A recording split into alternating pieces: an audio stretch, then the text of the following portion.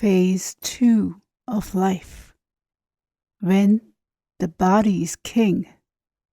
Begin quote. She has vanished. Now I'm all alone, playing with my flute by myself. ... End quote. Begin topic. Constructive focus / how a pervert kills his boredom. Chandrasekhar. Why do you not appear? I'm straining so hard, and yet all that my efforts have yielded is that hemorrhoid. After wrestling so long, which seems to me like some endless eternity, I try every trick from yoga to stay the course. However, I suspect that I must be a star in a class of attention deficit persons, as sitting alone on my throne is driving me to tears already.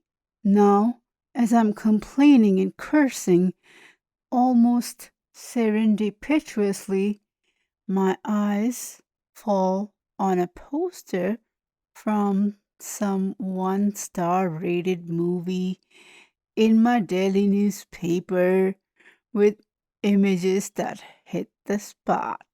All my pain magically vanished on seeing these nothing short of miraculous results. From here on, then, everything reverses. Now, I eagerly wait for my bathroom breaks to happen, when, sitting on my royal throne, boredom or idleness can never defeat me, as I always go prepared before going for my fight. This should clear all confusion about why I'm still in the bathroom, even after the reason for me to be there is long over. As needless to say, because my real topic has still not ... End topic. Begin topic. Degrees. Begin quote. Vidya dadati vinayam, vinayam dadati patram, purtatva dhanamapnoti dhanam dharmam tatat sukham. Start note. Knowledge gives humility. Humility gives character. When the one gets both, the one now experiences a joyful existence forever.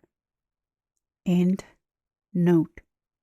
Sanskrit Shlok from Hitopadesh 6. End topic. Begin topic.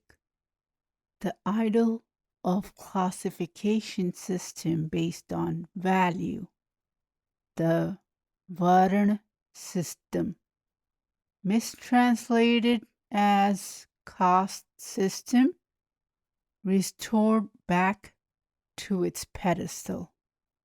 Father Akash, with his heart of a poet, is preparing himself for fulfilling his duty as a father, of giving his illuminating lecture that will help his daughter choose a vocation where her passion lies, and yet he is at a loss as to why every time he tries to his surprise, he cannot say anything.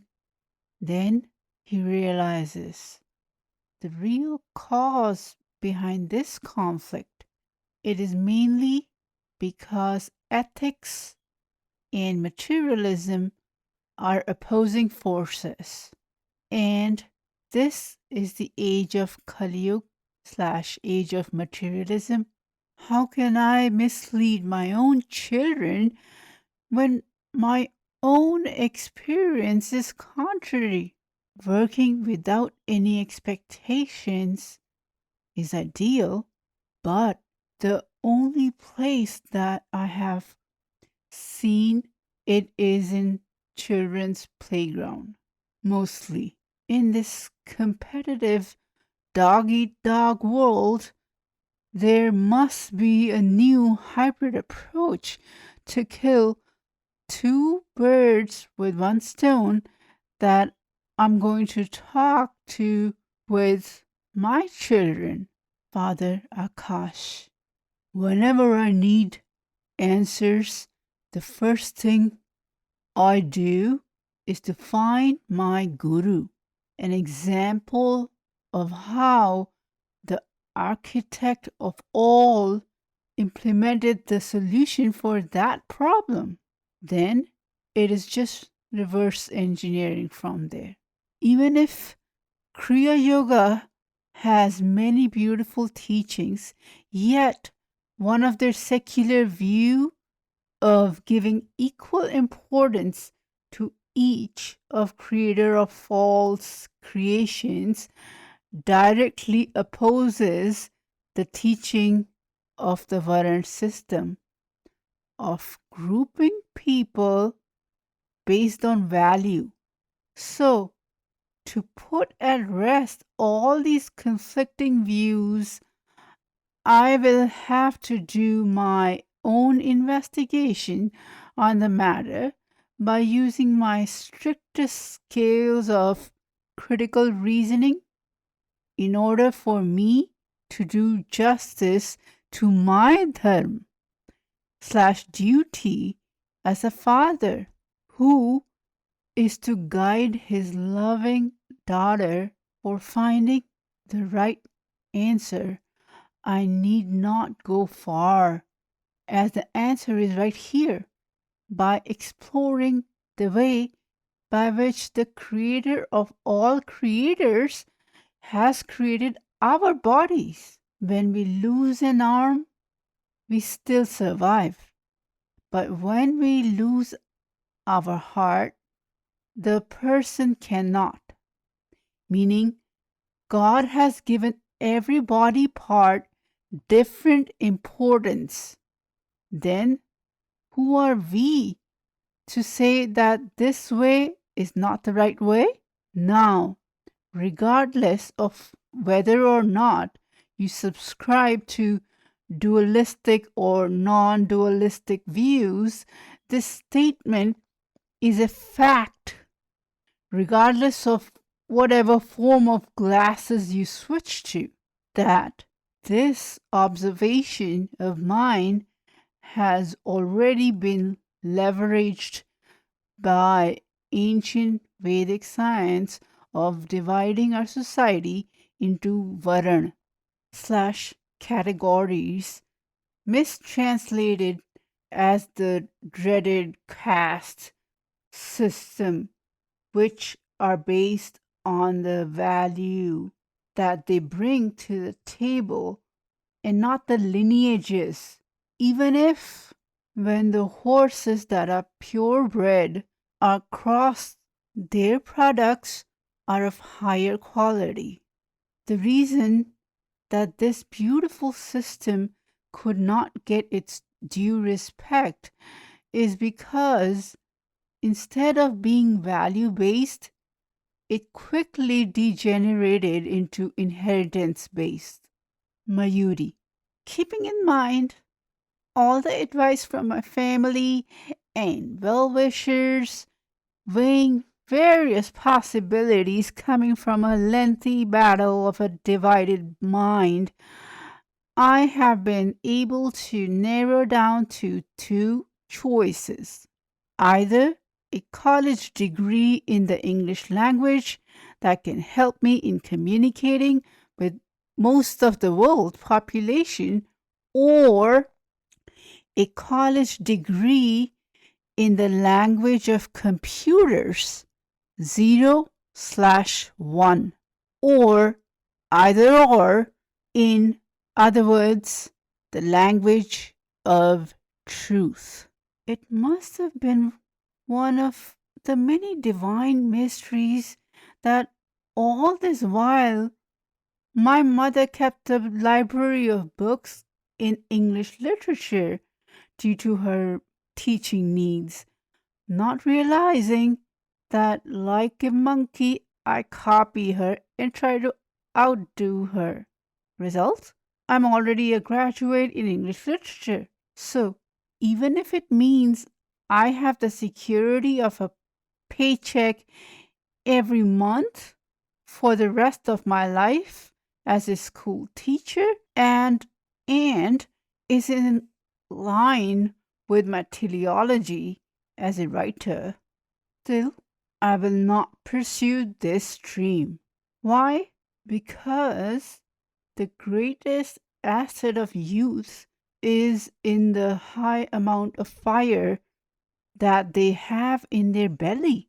If I do not invest them in quenching their hunger for new and conquering unconquered lands, for challenging my mental and physical abilities to push through their limits, for exercising all areas of my body which have still not been engaged in order to reach my full potential, then without a doubt I have defrauded myself, that I have become old much before getting old, and also never fulfill my secret dream of having the Lord Indra, the controller of natural forces, bow in awe of my prowess. Ma, Aditi, I want to know the big secret behind how a young girl is being able to divert her body's natural urge for constant attention from people to some dead computer screen. Mayuri, what fascinates me about computers?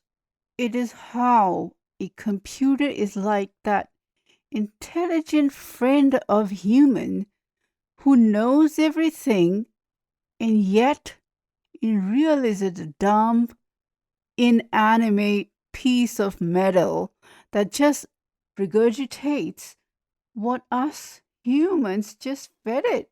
This irony is precisely what attracts me towards it. Thus, it only makes sense to choose a field that is completely alien to me, which tempts me with its bits and bytes, a field where there is a lot of new things to learn, a stock that has a lot of room to grow. End topic. Begin topic. Purusharth / transformation of a boy to a he-man. Begin quote. Meaning to a man's existence. End quote. When evaluating the risk involved in any action, more weight should be put towards the downside consequences versus the upside for any man, as it is only when he is able to shoulder his responsibilities towards his family's needs does he become qualified to be a man, which also means that this decision can make or break a man. So Prince now actively takes counseling from all sources, and then keeping all inputs from various sources in mind, he uses his own brain to come up with the answer which is right for him and him only. After many deliberations, his vision clears. Just as when in an encryption, experts uncover the real message by cleaning the slate with chemicals and bring the hidden message to the front, so emerges the message meant for him and only him, with golden letters flashing in bold colors, which he announces loud to the universe. My way is not a walk in the park, but the way which goes up the mountain, down the river, through the ditches. I will burn midnight oil to ace competitive, serious tests, as this will instill in me the discipline needed to earn my wings. Just like a caterpillar first digests itself, and then certain groups of cells survive, turning the soup into beautiful eyes, wings, antennae, and other adult structures to finally transform into a beautiful butterfly. Thus begins his journey in getting a master's degree in mathematical subjects. It did not take him much to realize the importance of time. So, whenever any invitations for fraternity parties from the college would come, he tossed them straight in fire without even opening them. After all, when one's whole life is dependent on this one stroke, there is no choice left for any strong willed man but to inculcate self-discipline in one to the level of being able to make a sacrifice of all other desires just to fulfill this one burning desire of desires of making one's life, oneself, and one's own way. It is only then do we see the beautiful moment of the caterpillar transforming into a beautiful butterfly. All his sacrifices, long, strenuous hours of burning midnight oil, finally pay off when, after long, suspenseful moments, the results come, confirming his strong mathematical abilities, which helped make him the youngest person to have scored this highest. End topic. Begin topic. Student loans. A shout from the voice of fear forces Father Akash to reconsider his decision of taking another financial burden of a student loan for his daughter to get a college degree. Father Akash, and if at all I can accept another financial headache, then does it not make sense to invest the same amount towards buying more land? I'm not young anymore, and shame on me if I still have not seen through the deception of time. Question is not if, but when the time will reverse. And it is not the strongest who we see survive, but the ones who had saved for the rainy day. Here's my either or. Invest in land or towards my daughter's education. Investing in land will secure my future and potentially many more to come, while investing in my daughter's education is a thankless event, as ultimately she's like a collateral with me for her husband. When she gets married, it is highly likely that I will also have to bear the entire burden of just another platitudinous, lavish wedding. Compounded with all this financial burden, might just be the final limit. Even after breaking my back just to support her needs, she might never return these favors, and even worse, could fight with me to get her share from my property. I dread the day when I must depend on my children to take care of my survival needs. On the other hand, buying a house is like having an obedient son who will be with me when I need the aid of my children the most, old and having trouble in taking care of myself. The likelihood of house prices going up is highly likely, given that most people still rely on abstinence as their preferred method for birth control in India, meaning population is bound to grow. And so investing in purchase of land in India is a surefire recipe for success. But then again, why am I feeling so uneasy with this decision? Must be the ethics in me that wants me to reconsider this decision, which can only come from a stone and not a father who loves his daughter more than himself. If I were to invest the same money towards the education of my daughter, then I am not just investing in my dear young daughter's future, but also my own, as the brightness of her future is directly proportional to the light in my efforts and me. If I am to let my daughter go to a college that costs less but does not offer the courses of interest to her, then I can see her grow up as a lady whose life's content is just a sad saga of could haves and would haves. On the other hand, if I give her monetary assistance to help her purchase the arts in which she has passion, I can see a lady of substance in her. When she's working on things that motivate her,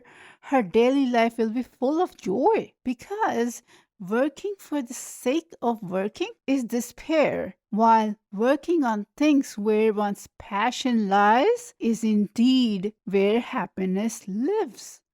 And when I see her come up as a woman with substance, then I feel content that all my efforts bore some nice, juicy fruits. Bearing my gold in a property, my returns are infinite, while diverting the same funds towards the growth of my children, my returns become infinite, as now I win many more points in the eyes of the eternal. So I shout, vote for sacrifice, vote for true love, vote for giving. End topic.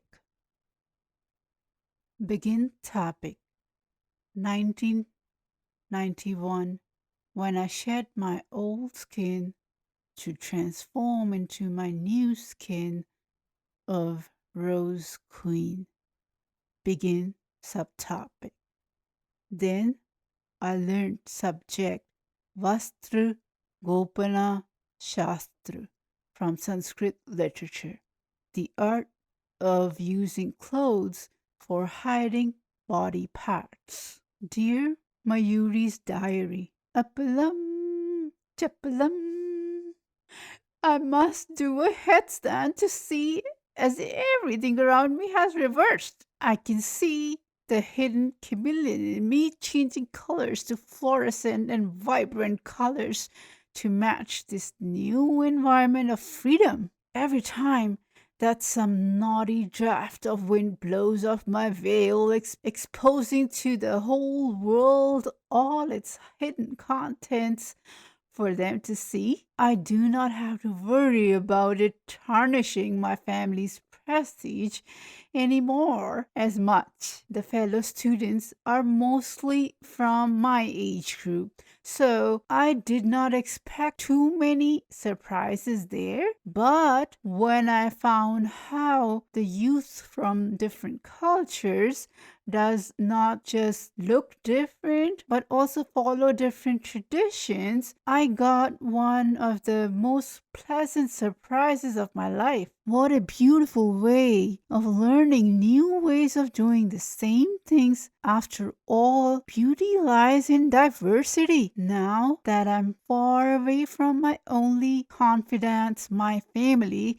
I feel the need of one. Taking my mother's advice, I have now started writing a diary. Why a diary? Because this is one of the best ways of getting a glimpse in what one's heart is secretly wanting in a language she can understand. Words are like a useful detective which can help uncover many mysteries behind our own mysterious behavior. So I too begin using this tool to critically analyze the situation to uncover the real reason behind my actions. My childhood has taught me the importance of flying under the radar, and the strategy has paid off beautifully. But now I surprise myself with this unknown lustful force in me that will not listen to me and has a head of its own. This lustful energy now wants to reveal itself like some snake that had a leg coiled in small, dingy box for a long time. The snake of lust in me too can feel it popping up its hood with a force that throws the cover miles away. Like poison cuts poison, I too want a taste of that deadly venom called youth to cut all poison of youthful desires writhing in me. Now, experiencing reality as a third person bores me. Now, I want to experience by living it instead. Now, for a plan to rule every man's heart. Being a student from city amongst these simpleton students from various villages, my stock is already high. So I need not put much effort towards attracting attention from these village simpletons, and yet underestimating these village girls might prove for me a fatal mistake. This I do not say out of my own inferiority complexes, but from my observations of how quickly that village girl stole the glances from myself when she walked by wearing a beautiful rose flower in her hair, deceiving him into seeing herself as the rose itself. These village girls look innocent, but with their knowledge of Vastragopana, the art of concealing of clothes, they are anything but. Armed with these tricks, they are almost invincible by paralyzing the brain of the masked man in these matters of entertainment where there is no place for any thinking. Now, what does this smart city girl do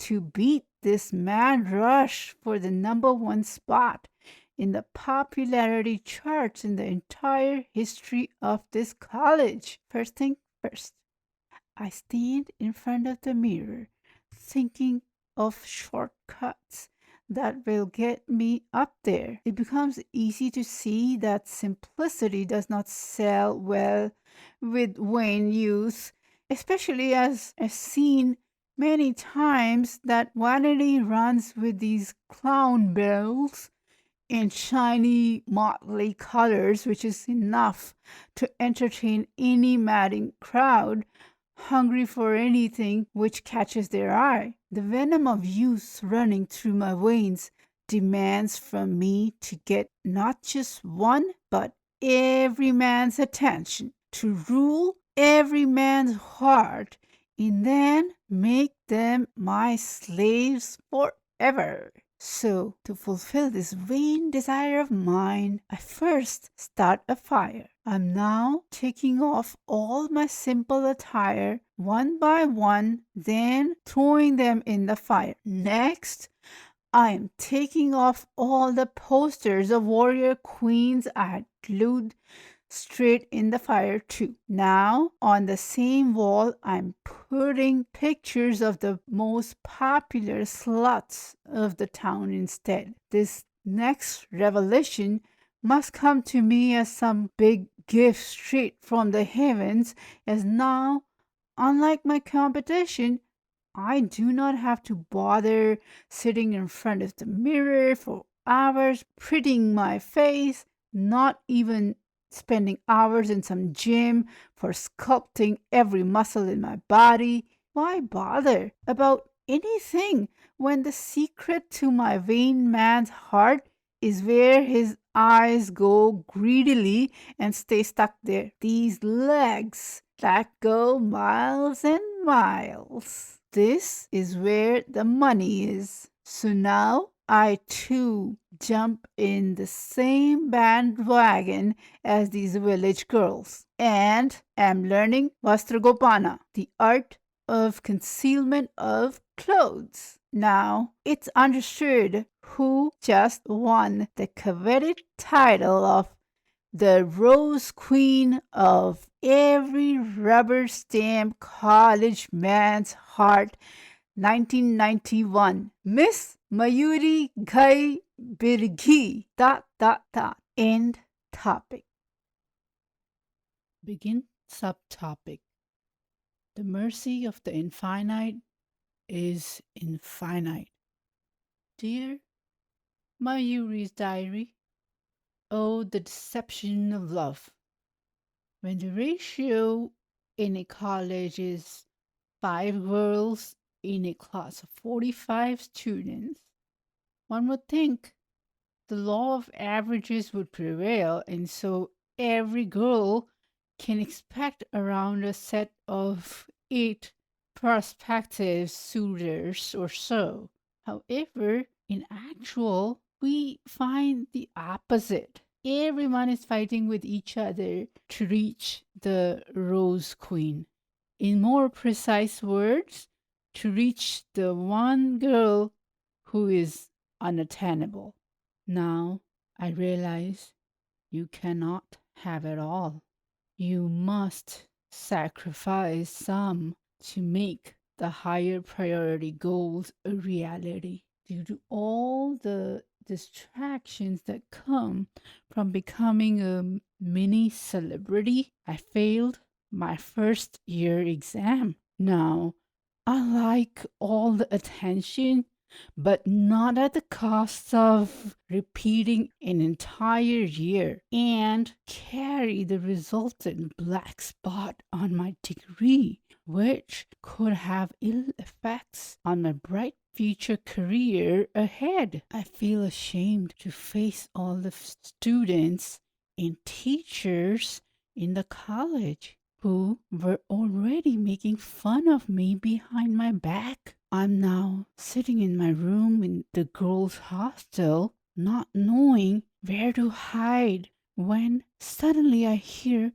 some other fellow girl student's voice, who is also sailing in the same boat as her, shouting on the top of her lungs. The university rules have changed. All students who failed with marks within a margin of 5 will not have to repeat another year. This exception is being made for this year only. Viva la board! Long live the board! Hooray! Hearing this announcement, all the girls start peeping out from their rooms due to nervous excitement from the news.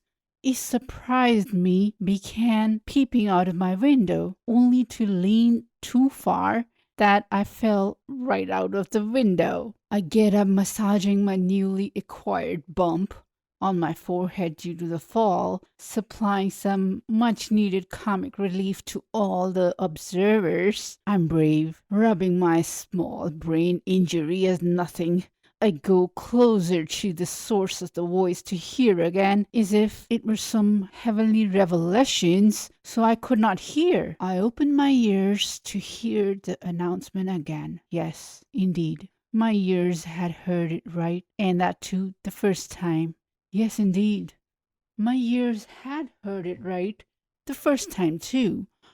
On seeing this heavenly intervention for me, I know not how to justify the joy that I'm experiencing from this thought of being a recipient of His mercy. But the next moment, my rational mind makes me dismiss it as some silly feeling backed superstition. End topic. Begin topic. Deliberative democracy. Dear Mayuri's diary. How is it even possible? I, who has always taken pride in myself for always standing up for those things that are in line with my ethics, but now I have no explanation for my own impotence in not just being able to stop the wrong, but also stand with the group which are brainless stone throwers. So far, I am enjoying the jokes and laughter I share amongst the group members. Little did I know the secret sinister agenda behind groupism is not some silly merrymaking, but to surrender one's own thinking abilities to the group leader. Even if I feel odd doing things for the group leader, I know not why I comply to her wishes without any voice of dissent.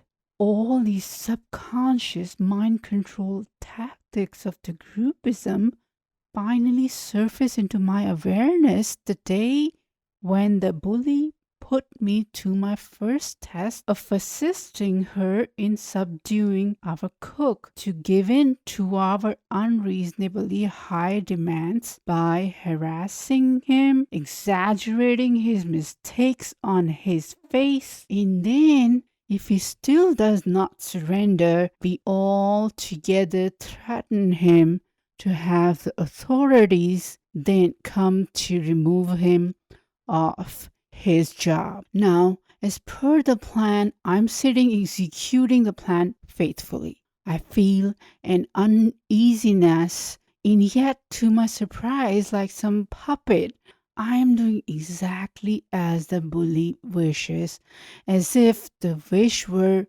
mine, but really it is not mine, but the bully's. That night I sleep thinking nothing of the incident, but the next morning at the early hours of 3 to 4 a.m. I find myself fully awake. My mind is active as if it had been processing the whole event from the day before, and now I began to put my own thoughts into order. Shame on me.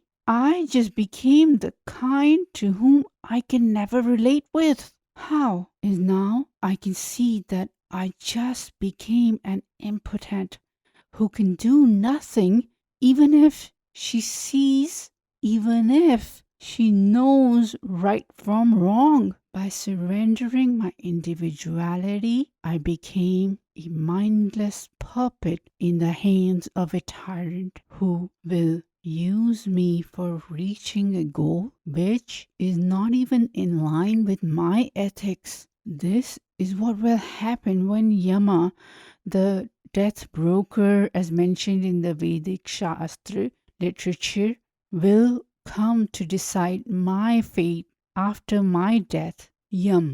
Why I did something in which I did not believe in. I did it because my leader said so. Yama picks me by the throat and throws me straight to hell. Why, after all, I obeyed all the orders diligently.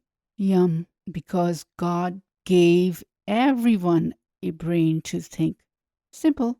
Case closed. After this convincing hypothetical conversation, anytime I saw any group member recruit, I would simply vanish from the spot, as the most asset I must preserve is the infinite in me. End topic.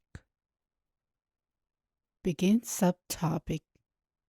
The deadliest bite of first love. Begin quote. When a face becomes the face. End quote. Dear Mayuri's diary, people had alerted me about this vicious snake called erotic love, whose bite has poison so potent that once it mingles with the blood, leaves its victim incapacitated, incapable to even beg for life, and yet I know not how all my smartness stopped working when I faced my test in the form of my new classmate. Looks like whenever the god of erotic love goes on a mission of arousing two sleeping potential lovers, then the probability of him finding success is more in cases where the energies of youth with hearts still not exposed to the powers of love, but seeks to find the one who can arouse their feet to dance to the immortal song love. At this first stage of my erotic love, the one face that appears from other faces is of fellow student Vishwamitra. Our senses are in sync with each other, and that is why magically we find our paths collide. Like when I'm entering, he is leaving, making us laugh every time this happens. I'm so surprised seeing the transformation within that I ask myself shyly. I feel I can relax with him and be as silly as I really am, because a village simpleton's simple thinking is too simple to mind anything. The way we city folk do things, the village folk too do the same thing, but backwards. So, for me to not laugh is impossible. Now, a fool will take my wild laughter as some attack on his ego, and so could prevent him from developing any deep feelings for me. But since he's not one of those egomaniacs who think they can get the girl by changing her to their ways, he instead does the opposite by never stopping me from saying or doing silly things, to the extent that if ever he feels she's still very reserved with her responses, he takes it upon himself to ensure that she's getting back to her true nature of just being silly. Like when he was joking, he told this funny incident. When I invited for a lunch at the Ritz, she refused. When I tempted her with tickets for a movie, she refused. But when I invited her tangy golgappas at the street side shop, she gladly accepted my invitation. End topic. The trigger that awakens the lovers. Begin quote. Fear of losing to the competition acts like the trigger which forces out what lay in the unknown depths of the conscious self to reveal itself to the conscious self, trampling over all assumptions of superiority. End quote. Dear Mayuri's diary, It is just another day of bliss with no special omens alerting the hero and heroine of this rubber stamp college of the significance of this day when what was a rumor for people became a fact now. It all starts when the hero produces a new silly game on the fly. As he explains his like a quiz where the contestant has to say a word quickly that rhymes with the word given by the quiz leader. He lets the lady go first since I'm still unprepared. I say whatever is in front of me. Tree. His response, me. To which I cannot resist doing some comedy of my own by mimicking him, saying, me, me, me, me, me. All you can think of is your conceited self. He gives me a dirty glance. Now it is his turn. The word he gives is glove. When I hear the word, for a moment, this girl, who has an answer ready even before the question ends, knows not why she's unable to say the answer even if she knows it.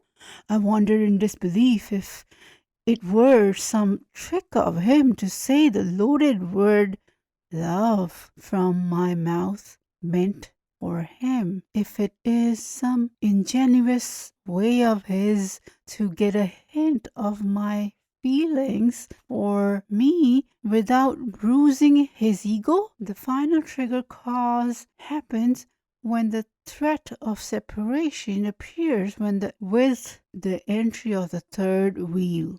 My best friend named China is drop dead gorgeous, and she too begins to show signs of attraction towards the same man as me. Now, every time when China comes, I can sense insecurity and jealousy consuming me. So one fateful day, I decide to put an end to my curiosity of knowing the truth. Is my love requited or just some figment of my imagination? But how can a woman go against her nature of inwardness and secrecy? So what I do is indirect form of interrogation, which comes naturally to all of us women, especially when dealing with these chameleon like men who are quick in changing colors with the changing environment.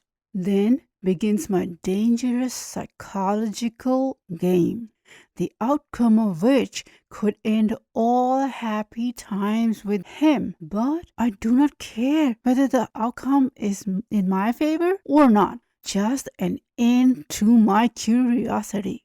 What I secretly desire is to now jump to the next level to experience the pleasures, a pleasure for which she has the lock but cannot open herself, as the key is with him. So now I'm enacting my little unscripted drama which changes direction dynamically with the situation. I tell him seriously that I really think he will make a good pair with my best friend. And because I'm not selfish, I'm even willing to assume the role of a broker to ease in sealing the deal. Now, being proud from winning the title of the Rose Queen, my assumption is that every boy in the college wants me and only me, which means that the only image that has occupied his heart is hers and only hers. Of a proposal from some other girl, he's sure to refuse the villain China. He is a man of character, and such a man does not make fake promises to anyone unless they have genuine feelings for them. And since he has feelings just for me, he will immediately get down on his knees and confess his love for me instead. However, this does not happen. The scoundrel has a little rebel hidden in him that reveals itself by answering with an answer that is completely opposite to all her expectations. A brief yes. Now my situation is akin to the monkey who is sawing off the very branch on which he is sitting. At this moment, like a ton of bricks, a revelation dawns on me that all this time I had a diamond and I never cared about it, but now, even worse is that I know his worth, but will have to give it to someone else who might just take it without even showing any feelings of gratitude towards my invaluable sacrifice. I vomit a little in my hand. This new entry, my best friend China, certainly does not love him. And he too does not love her, or her best friend for that matter. Why? Simply because none of us have any notion about what love is. Now, when the situation is going out of control, something must be done, and that too quickly. Else, the next day, the person who used to circle her only will be happily walking arm in arm with another woman who is her own best friend. Double deception is now I will not just lose my potential lover, but also my best friend, whose value will get doubled, as now I need a friend who will help me cope with hellish days that lay ahead. As a result, for me, the whole intent for the drama has reversed. Until the drama is rolled back to safety, I can see dire consequences coming my way. This giant stone is hurtling down a mountain towards me. If I do not do anything to stop it now, all my desires of experiencing the joys of youth will get crushed, replacing it with a life with a rosary in one hand, praying to God for forgiveness over sins that I was meant to commit but never did. The even bigger problem is that I cannot even go fight with my competitor, drag her by her hair through the mud, knock her out senseless, and then claim him as my trophy. But since my competitor is no enemy and is her bosom friend, in who I see the image of my sister, I know not what to do. Now, if my sister-like friend agrees to the proposal, then no matter which way the wind blows, my days of loneliness are certain. If my friend says yes, then I lose him to my best friend. If I do not follow through my promise, then also I betray him, and even more her in some sense. So my best bet, or the only choice left for me, is to steal a march on her sister-like friend by confessing my love to him, thus making him her lover instead of letting her sister instead. Now that all my womanly curiosity has won over all my womanly inhibitions, I see no harm in taking a harmless peek into his heart. Slowly, I can sense something magical is about to happen. The moment in which a girl leaves her veil of shame to become a bride who surrenders herself completely, as both confess their love for each other to the lovers, the whole world seems to pause for a moment. The sea tides seem to have paused before resuming their efforts in trying to kiss the elusive moon. Once the brief pause is over, when the world resumes its untiring activities, the sea tides too busy with their renowned efforts in trying to kiss the moon. The newborn lovers too now wonder over the meaning of such a meaningless confession. Begin topic. A desire for the forbidden fruit. Begin quote. Life is a synchrony of a teardrop and a laugh. A teardrop for that one object you could never reach. A laughter which follows on seeing one's own foolishness. Mast-mayuri, the intoxicated peafowl, dancing in the rain. End quote. Dear Mayuri's diary, wanna see at him with the knowledge of him coming from a small village with a background of farming makes me see the simplicity in him in divine property which wants me to surrender myself completely to him, and yet I am unable, possibly because the cause behind my hesitation can see the hidden contradiction in this assumption.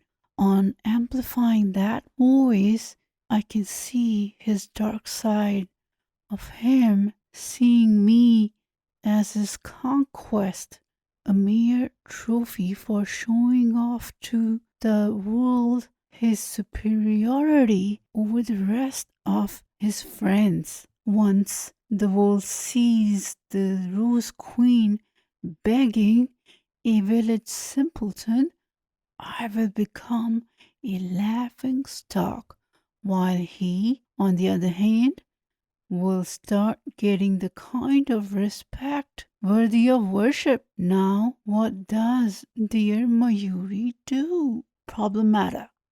How do I quench my thirst for pleasures which only he can give without the risk of any bad situation of blackmail created by this very person who says he loves me today but might not tomorrow? I do nothing. I wait till the good time meant for me will come, my wedding night. This way, if he's the one meant for me, I enjoy with him. Else, if it is not him, I will still get my pleasures. Once bitten, twice as shy. Due to failing in the first year, due to distractions that came from winning the coveted title of Rose Queen, I am now doubly aware of the importance of constructive, single-minded focus. It is a good thing for me that the great Almighty went out of his way to bail me out of that horrible situation. But the bad thing is that the probability of a second miracle in a row is now next to nothing.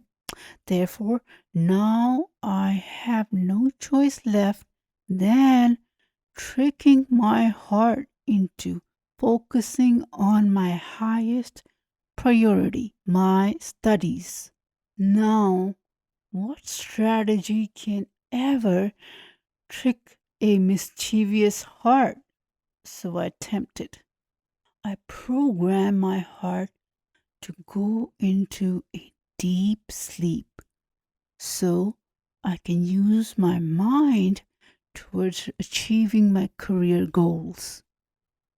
And once that happens, I'm very sure he will be so impressed by my smartness that he will leave everything else and agree to be my slave, ready to do whatever I ask him to do.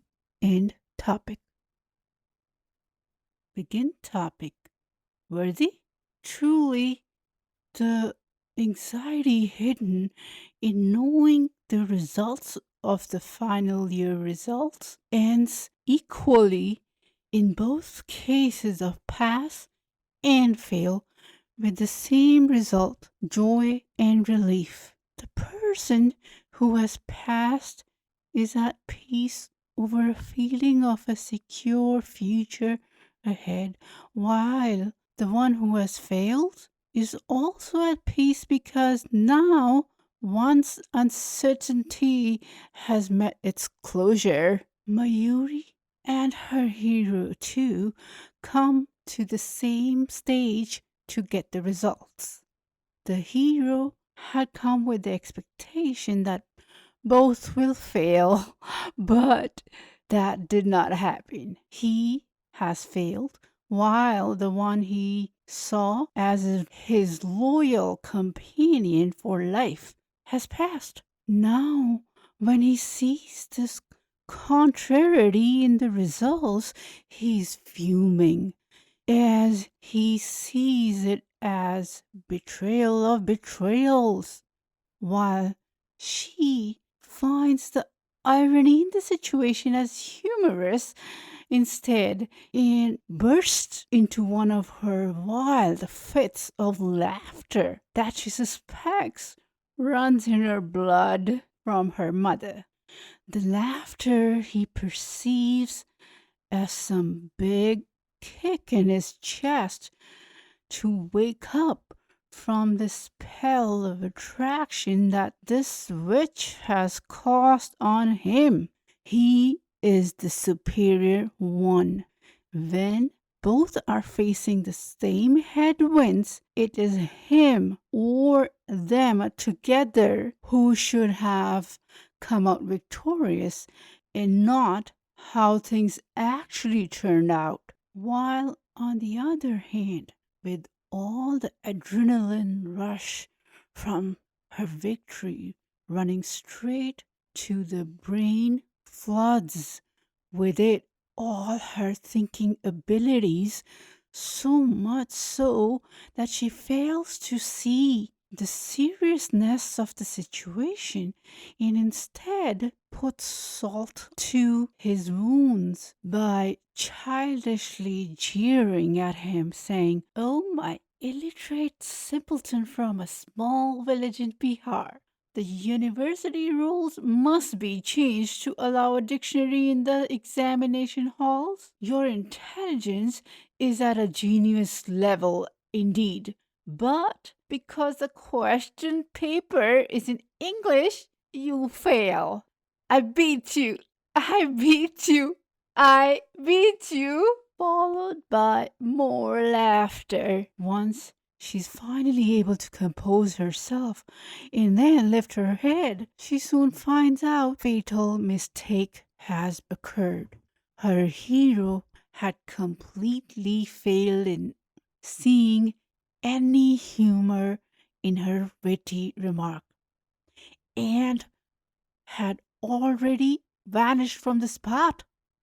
Now she can feel that her cheeks, which were full like a red, ripe mango from all the laughter a few moments before, are now pale that has just been sucked out.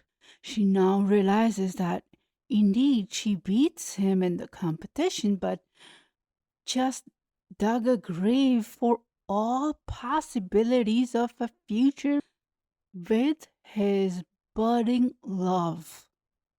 Now, needless to mention that her humor has completely backfired, as her dearest of all's face is now reflecting a cocktail of anger and humiliation. He vanishes and she faints. Now that all the euphoria has vanished, She can feel a wave of empathy run through her for him. She can now empathize with the pain that he will have to go through when he sits with his juniors. With this thought, she feels double pain, one for him and other over the realization over her bitter situation. Now she stands there like a stone, shedding a silent tear over the grave of her first aware love, over these glory days of the youth will now never come back again. End topic. Begin topic, which is dance. Oh, the vicious tortures of youth. Oh, the tough battles that a girl just blossoming into a woman must go through. Can look the great Battle of Waterloo pale in comparison. The courtroom is live now. Today's jury will issue a final verdict on one of the most serious conundrums. He loves me or loves me not? The devil's advocate in a demanding tone. He says that he loves you, and yet he doesn't come forward to ask your hand for marriage. Then he has to be just another cheap hypocrite. The angel's advocate in her sweet voice coos, no, that cannot be right. Is someone whose voice is free from any malice or pride, a voice so powerful that when you hear in your ears, your whole body begins melting like chocolate. The false ego's advocate taking center stage with head held high. Have you not forgotten how harsh and arrogant he is? He does not celebrate any festivals. A person who cannot dance and sing with other people when customs demand, then he must have a stone in the place of his heart. The intellect's advocate makes its entry and says in an equivalent tone, are you not ashamed to utter such derogatory words for someone you loved because you saw the image of your father in him? Although you had put yourself in a compromising position with him, yet he did not take any advantage of you. The warrior advocate comes interrupting any other voice. This is the language of cowards. To not move forward is like a virtual suicide for fears of your soul. Forgiveness advocate falling at her feet and begging her sobbingly, have mercy. If you are hurting, he must feel these tremors too. He's not in a good spot himself. In the cause of his despair is you. Fear's advocate making its appearance from its hiding place. It must be something that you did or say to offend him. That's why he must be taking his revenge on you by always keeping you in the dark, by being evasive and never transparent with his actions. He hides secrets from you. It is because he already has another woman. Ethics advocates entry with a calm voice. Maybe it's all your limitations which must disappear somehow for him to welcome you in his life in order to make a new, clean start with you. Injustice advocate finally breaking its silence with shouting at her. That scumbag showed you a taste of love, but never the whole meal. He did not have the power to balance the fine scales of justice between his duty towards her versus his duty towards his near and dear ones. Justice advocate in a forgiving voice. By staying with you, he taught you what laughter is, and by not staying with you longer than his time was over, he taught you what love is.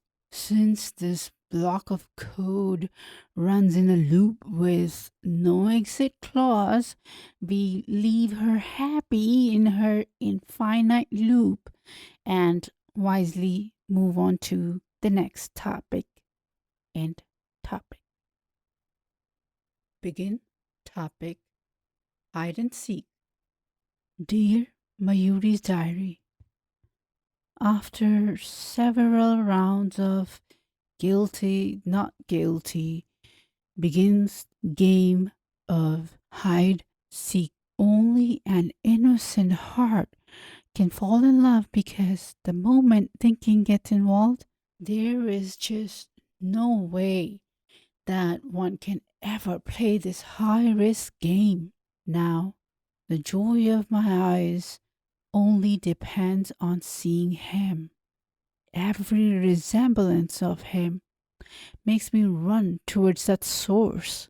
But all that joy turns into double sorrow when I find my find is like a mirage that will disappear the very next moment. I found him. I must find the scoundrel from his hiding place to get back from him the most valuable asset that he stole from me, this heart of mine. So now that this time is critical for my survival, forget these old friends which now only offer nuisance value of wasting precious time by chatting, and now replace them with friends which will help me survive the demands of one of the most dangerous times of my lifetime so far. So back then, it was well-disciplined children who are toppers, but now it's the opposite, as it is of boys with a notorious reputation. Once, it so happens that by some stroke of good fortune, I happened to be sitting in earshot of this group of notorious boys who just happened to mention the precise name which I am looking for, which also means that with this new reputation of hers, getting a noble husband might not just become challenging, but next to impossible. With such a strong deterrent, any woman with self-respect would stop her mission cold turkey. But since I am not just smart, but also a woman who is possessed by the evil spirits of unfulfilled desires, in my mind is never a question of finding a way to get over him, rather of how to find his hiding place. I surprise myself with the smartness I show in keeping the covert mission discreet. After frustrating long hours of waiting for him to appear at all the places that he would frequent, my patience finally pays off when I learn all about his cunning. All this while, a silent observer in me would marvel at all these unplanned meetings, only to now discover that he would cheat a little to make those meetings look accidental, to make me surrender myself completely to him. I also find his real places of visit Not the tea shop, but the local pub. How silly of me. All this time, I was thinking I am the smarter one, laughing and making jokes on him, only to now realize that there is nothing in my hands. It was him who was the master, and I a puppet in his bigger game. How slowly and steadily he stole my heart from right under my nose, and I did not even notice. Never knew that this clever me could ever get tricked, and that too not by some smart city Alec, but a village simpleton. Just how much I hate myself now for not being him. End topic. Begin topic. The curse on all Delhi girls. Begin quote. She has vanished. Now I'm playing my flute all by myself. End quote. Dear Mayuri's diary, I'm doubly elated. First, for the conquest over my impatience, and second, for my conquest over my sleep. How? As little this day I held the title of sleeping long hours only after Kumkaran, the character in Ramayana who would sleep continuously for 6 months. But now I'm surprised to see myself enduring long, frustrating hour after hour of jabber from someone who must hold the title of the most boring man on the planet. Even when the only thing in my mind was my dear sweet sleep, I was able to control it for the greater good of getting some information of my long lost deceiver, even if my ears would have gone deaf before hearing about my forgotten lover's dreadful curse to all Delhi girls.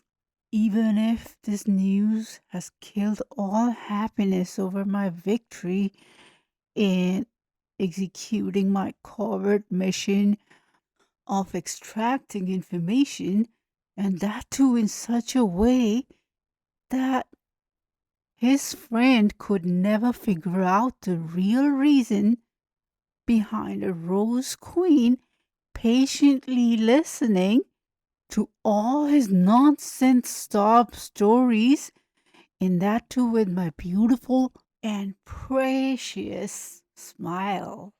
Now, I put the timeline of events based on this new piece of vital information. The very day when we revealed our love to each other, he was flying high from his newly earned bragging rights over his conquest of the Rose Queen of the college. He had celebrated the happy news with all his drunken buds in the local pub with some cheap local alcohol to take himself even higher.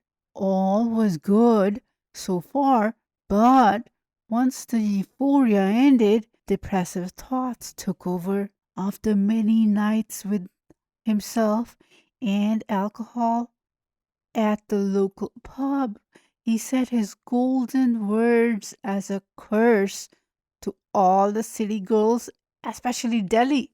One would think that once all the hardships of war are over, the winner will get to enjoy all his rewards, but nothing like that happened. From all the lessons I have learned in seduction of a girl from these village girls is that indeed it takes a lot of time to get them to that point of no return. But when that moment finally does come, it is so beautiful that all the investment of time and patience in enduring their constant insults on our male egos finally pays off when the spark in us ignites a forest fire in them.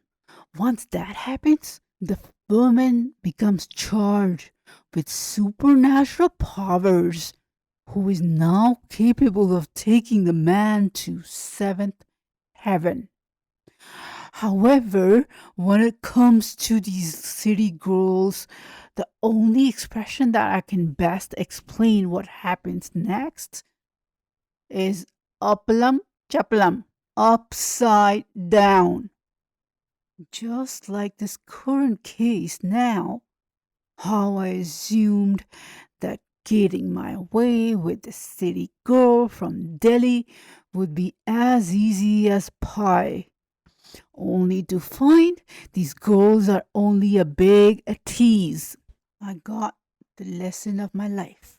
These wretched Delhi girls dress provocatively, walk around with a big swagger, tempting the man into believing that they are ready for his advances, making all of us college boys jump over hoops to get just a chance to sit at the table next to them in the tea shop, while she does not even know anything about the dead bodies of the boys who just sacrificed their lives just to be near her.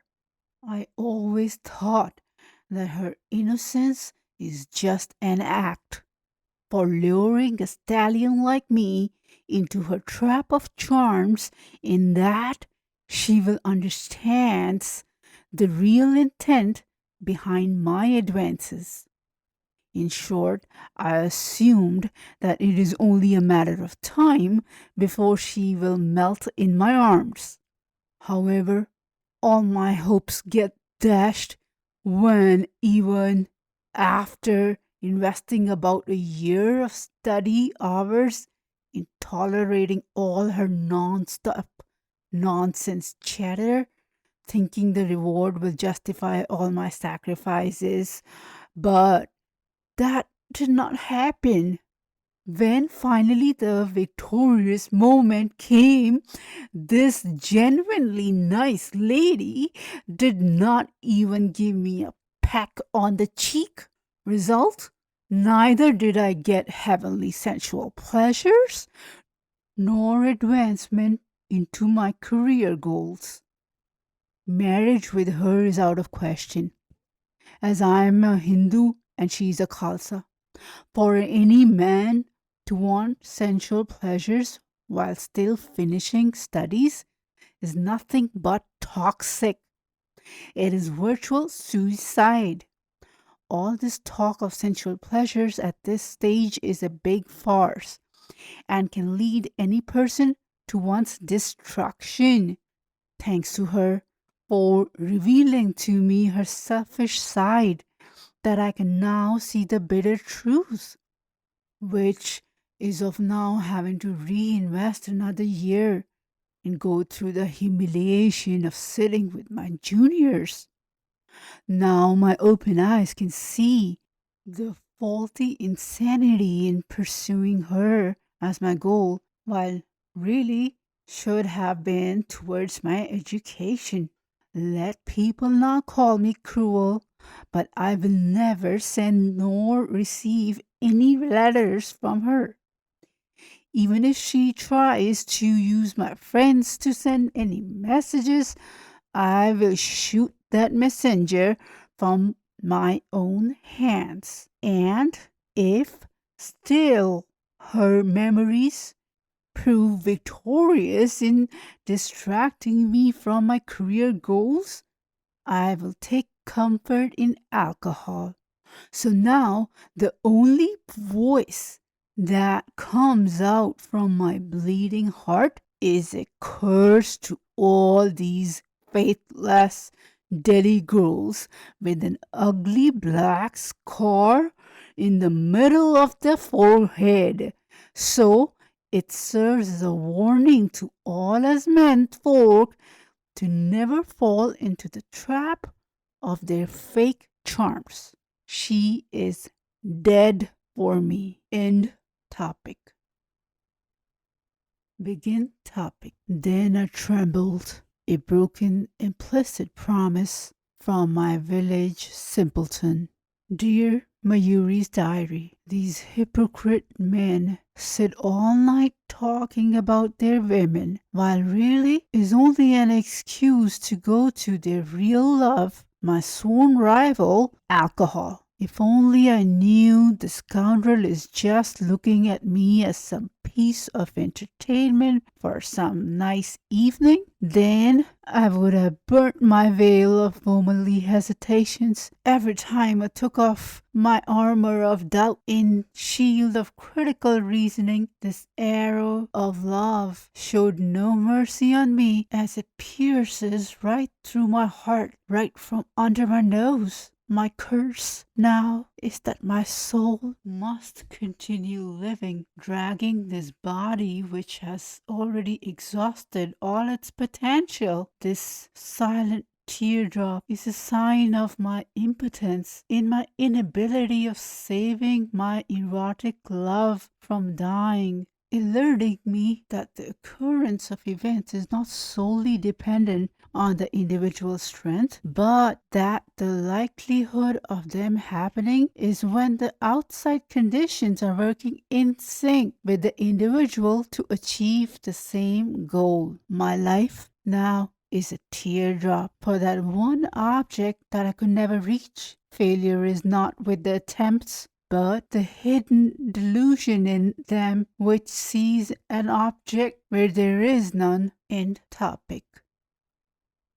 Begin topic. Optimized throughput. As soon as the final exam is over, it is pens down, followed by a record-breaking sprint to the local railway station for the eager students to get back to the open arms of their dear mommy's open arms. True to the saying, birds of the feather flock together, so too the students belonging to the same religion, including our hero Vishwanath, who, along with other fellow mates, bond together by their birthplace allegiances. Us city folks are often seen marveling and envying the solidarity that these village folks show, as if the clay in their land has some magical properties that unites them, which makes them see one's success as something that is in some convoluted way their own. Since the rules are more relaxed for these local trains, most of the youth prefer to stand near the exit, which does not have any door, which for them means the freedom to stick one's head out to experience the wild experience of high speed winds touching their faces, which also means that one wrong step and they lose their lives. No sane person would risk their lives like this, but then who is not familiar with the careless decorousness of the youth, who only desires that thrill which has a close encounter with death. So, to make the moment more pleasurable, one of the brother from this brotherhood decides to fetch some delicious food for himself and all the rest from the pantry compartment of the train. Little did he know his good deed was about to get rewarded with an even tastier treat. A well endowed, mature woman, and that too alone, and that too sleeping, and that too with complete privacy of a first-class cabin. Now, if that is not some green flag from the heavens, what is? Now, in this situation, ethics has no place, but the brain, to use all its cunning to produce some plan that will fulfill the hunger of not just him, but all 5 of his dear friends from his brotherhood too. Now, given that there is only one woman, but men are 5, and knowing that the modesty of a woman might prevent her from entertaining all 5 at the same time without completely falling in her own eyes. So the men huddle up close and whisper the strategy to each other so that the fallout is not so unpleasant in the end. So now that the first stage of strategy of planning is complete, begins the next phase of execution. As per the strategy, the smartest in the pack goes in first. He first takes her in trust by pretending to be her well-wisher. Then he gives her a blindfold to put. She stares at him wide-eyed and asks for what?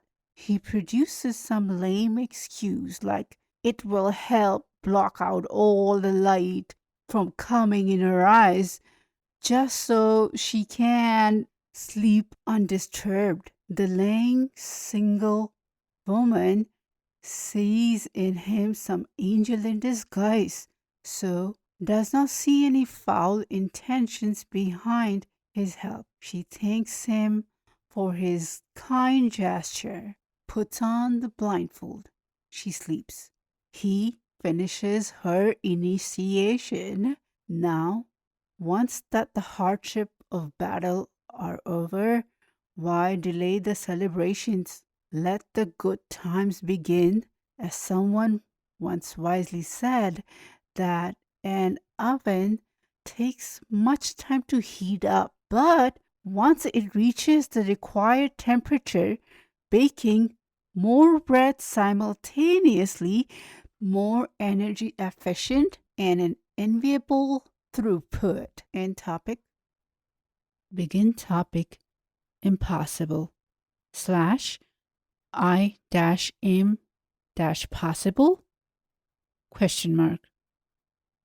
Dear Mayuri's diary, this college has given me some most beautiful, memorable moments of my life, and yet prolonging my stay will not prolong my joy, but be a hindrance to my next leap into more dangerous and challenging fields. Passing this exam is critical, as without it, she cannot say the final goodbye to college life. You are tempting, but I cannot be bound. Ahead of me are many more mountains to conquer that still beckon me. So I too am furiously coding away, trying hard to nail down the test. Time is ticking away. For me to pass the test, the program must process in the background and display hence proved to be true. Else display hence proved to be false. Now, I'm incredibly pleased with my performance. I push the button to execute the code, my end to see the golden words on the screen, but that does not happen. Dumb computer. Now I'm floundering to make the program run before the examiner comes to my desk, but to no avail. Every time I run the program, the computer will display nothing. A blank screen is I am so smart that in front of me, even the intelligence of a computer is too dumbfounded to react. The examiner is coming close to my number, and I absolutely cannot afford to lose another year, and that too for something that is not even my fault, but some of the unexplainable, absurd computer glitches. And when it is survival time, I can say with experience that my instincts now can outrun any computer. My mind now produces a genius idea and can fix the problem. How?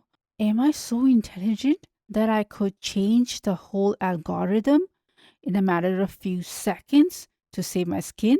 No, I do not consider myself as some genius by any means, but can confidently say that I am smart. I just added an inconspicuous statement that prevents the actual code from executing and instead prints out a static statement which will always print the same line of hence proved to be true. The examiner comes, who had been seeing me from long, seeing me struggling in trying to get my program to run.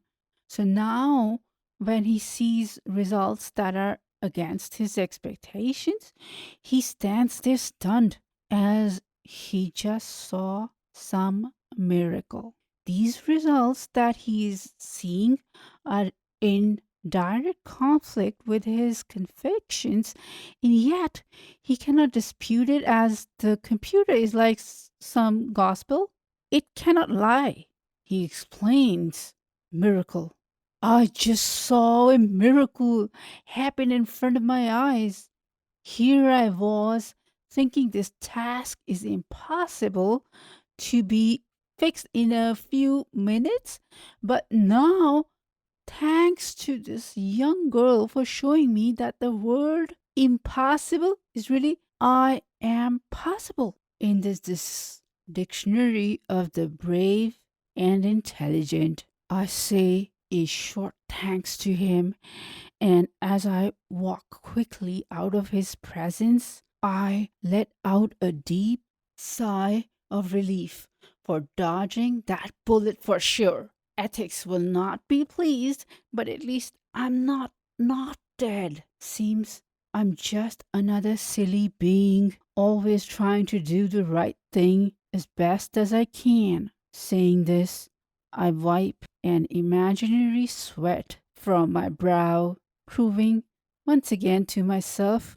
that indeed I'm not some genius, but just another silly being, just not from Earth, but planet Venus. End topic. Begin topic. Then I burnt all bridges leading to places of worship. Mayuri is laying in a yoga cobra position with a book laying in front of her, a ruse for tricking her mother into believing that she is busy in reading the content of the novel while her mother, being her mother, is double smart. So she is trying hard to hold her tongue till her usually chirpy daughter breaks the uncomfortable silence herself. But to her surprise, she has still not heard any word, not even the sound of a page being flipped, reminding her of the words of a poet who once rightly said, "When the lips are silent, the heart is full." Mother Aditi wonders to herself, is not then what appearing to the naked eye nothing but the exact opposite of reality? A naked picture of actuality hanging upside down, just like when the world says sun rises in the east and then sets in the west is false, but in the given perspective, true. Fact is that the sun, which appears moving, is static, while the earth, which appears static, is really moving. Similarly, myself, being a mother too, can use my deeper motherly insights that can fail even the topmost detectives from Scotland Yard. These aging eyes can now quickly detect some turmoil beneath that calm exterior on my daughter's face. These mothers need no advanced degrees to learn these tricks to trick any criminal into a confession, as this advanced science just come to them naturally after hosting and nourishing a parasite more than their own self image. The daughter bears her secret in her heart like an arrow that keeps getting driven deeper and deeper by the moment. In this scenario, her ethics demands from the mother to kill her own daughter, who she loves, by pulling the arrow out of her, thus rid her from all the pain finally. Mother has some inkling that she might hear something that she does not want to hear, and yet, now that she stands aware of the root of the problem, she begins her role as some hard-hearted tyrant. Being a deeply religious woman who believes in defending religious beliefs over her own life, and if necessary, the life of her daughters too, through who her own blood still lives. She stoically tells her decision: my duty to the Super Kundalini and my own religious beliefs are higher than my duty as a mother to you. So, if it comes to choosing between my family honor or you, I will not even flinch an eye in sacrificing your love, you, and the boy in question as my offering to the Super Kundalini. You do not agree to my decision, the consequences will not be severe. There will be no further debate on this topic. You cannot say anything that can change it. There is no difference between a Nazi or a mother. Both are control freaks. Mother sees herself as a representative whose duty is to protect the whole religion from collapsing, even if it means sacrificing her own blood for it. Since the same blood is also running in the daughter's vein too, the daughter is ready to raise a storm that can put the entire world in a turmoil, and yet, when she stretches her hand to pick her sword, her hand trembles. The sword drops, as no explanation can ever justify going for a war whose cause is long dead. To cause all the bloodshed of one's own just for the sake of fighting, is absurd, and even if all the youthful energies have taken firm control over her head, is not enough to reach that point of a rebellion.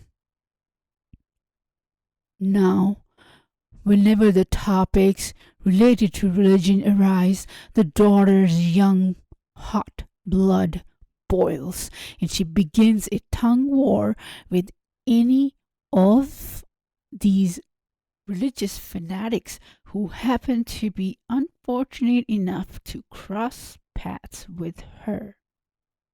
So vehemently she argues with them as if these were the very people who have murdered her first love, and yet now that the only possibility left is talk, which cannot alter any outcomes, she derives her joy out of this whole episode by some engaging debates to shut her opponent's mouths.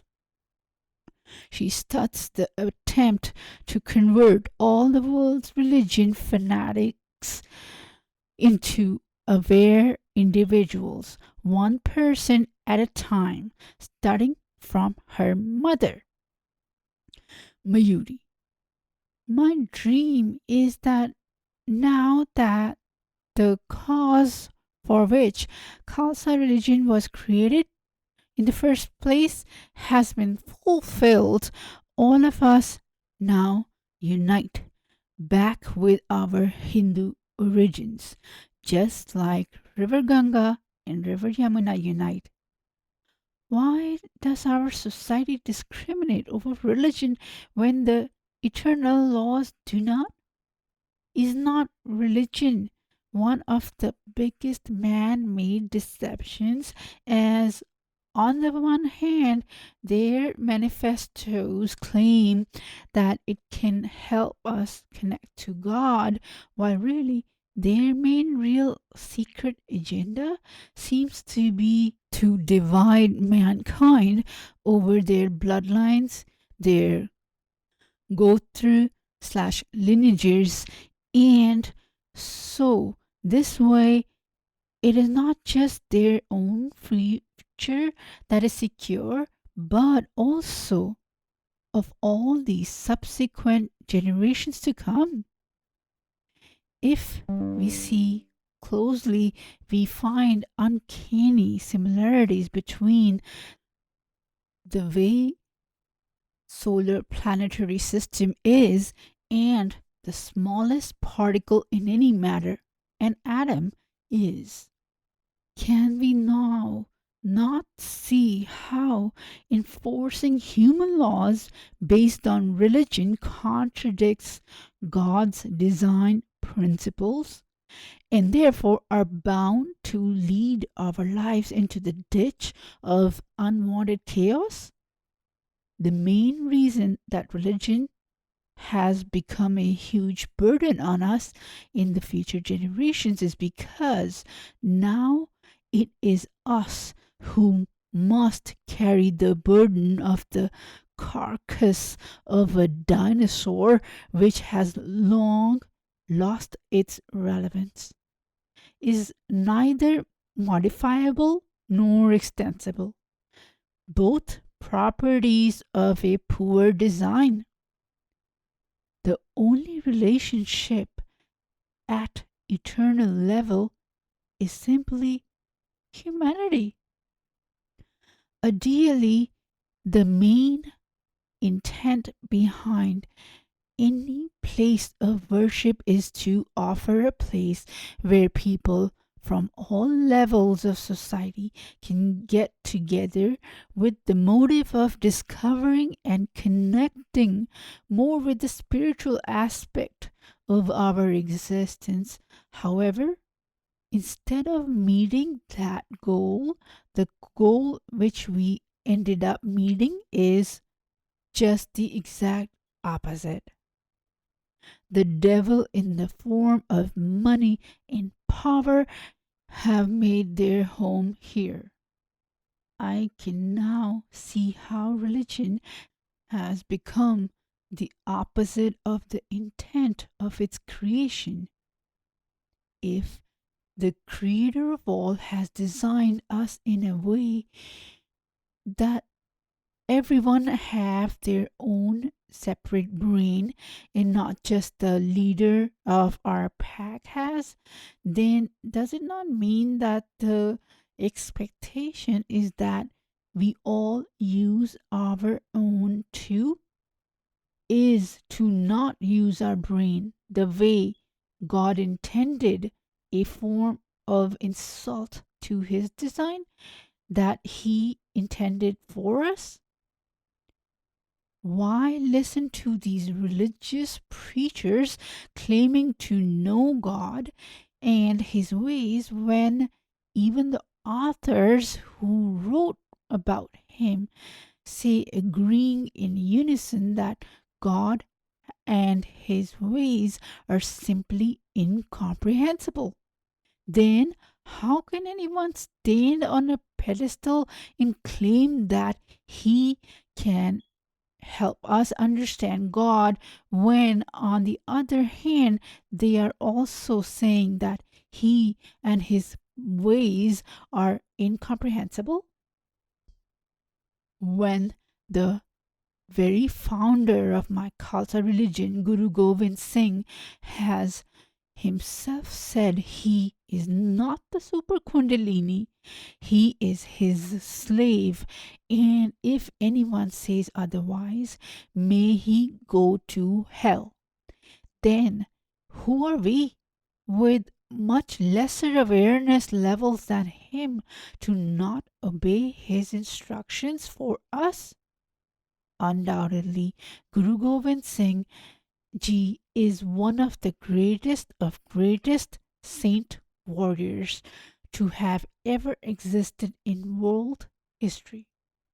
He is the one of the most fortunate one amongst us all, as God chose him to destroy the evil tyrant forces of the Mughal emperors who were out to convert every person into their own religion.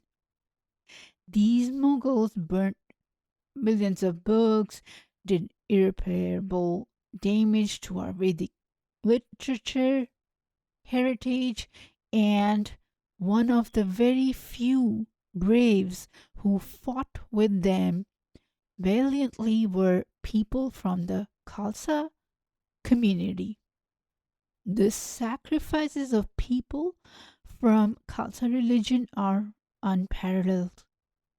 Some of them tortured by burning them alive, some from being sawed off from the middle, along with many other evil forms of tortures that are impossible for a normal person to go through, which means for anyone to be able to go through such tortures must be someone who has developed powers that are godlike. Sri Guru Arjan Dev Ji, the fifth Guru of Khalsa, was made to sit on a hot, burning plate with hot sand being poured on him. And when any person can tolerate such immense pain and yet not surrender, then must mean that that someone has to be someone who is blessed with superpowers. So much so that these blood chilling stories can make anyone wonder if God Himself has taken birth in His avatar form. Khalsa history is full of instances of Khalsa saints following unexceptional valor in staying strong while having to go through pain, which was crossing all pain thresholds. And yet, not surrendering to the evil forces. The youngest sons of 10th Guru Gobind Singh Ji 1:6 and 1:9, courage in strength level no human can ever reach in the history of mankind. By choosing death over living in a life with compromises with the ethical self, they indeed reached the levels of God itself. Dot, dot, dot. Their choices were death or death before death. They chose life by choosing death. We come from the lineage of these great people, and yet today's Khalsa is losing its character due to false interpretations over ages now. The Khalsa authorities are trying to distance themselves from the Hindu religion to have a separate identity. This is the biggest mistake the Khalsa religion is making, as the Vedic heritage is not the property of Hindu religion or any other. Vedic heritage is like a manual for a scientific approach to living, meant for teaching us about our relationship with the ecosystem that we live in, so that this beautiful creation can coexist peacefully. Hindus are just another religion like Khalsa who inherit the same Vedic heritage. Then it is the biggest loss of Khalsa religion if they label it as the proprietary of the Hindus and start distancing themselves from this ocean of wealth of knowledge written by our ancestors for the benefit of everyone. Why should Khalsa history lose all that knowledge from the Ved Shastra literature when our history does not even begin from the day we were born? Khalsa scriptures are an addition to the Vedic literature and not a subtraction. Mother Riditi. Our religious duty is to protect us and our lineages only. You are only saying this because your love for a man from different religion failed. Your lustful desires cry over the loss of your object of desire, and yet I give a deep sigh of relief.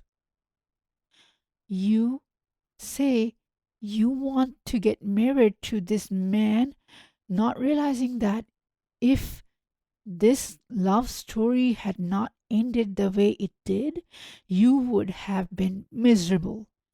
Marriage would have been like investing all youthful energies in trying to put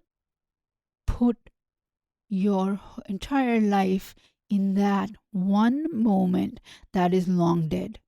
Just like these golden years that you had the good fortune of knowing what falling in love means. Mayuri fell silent, shed a silent tear over her impotence, made her heart a little temple of the Super Kundalini, and stopped going to any synthetic places for worship, businesses, dot, dot, dot. End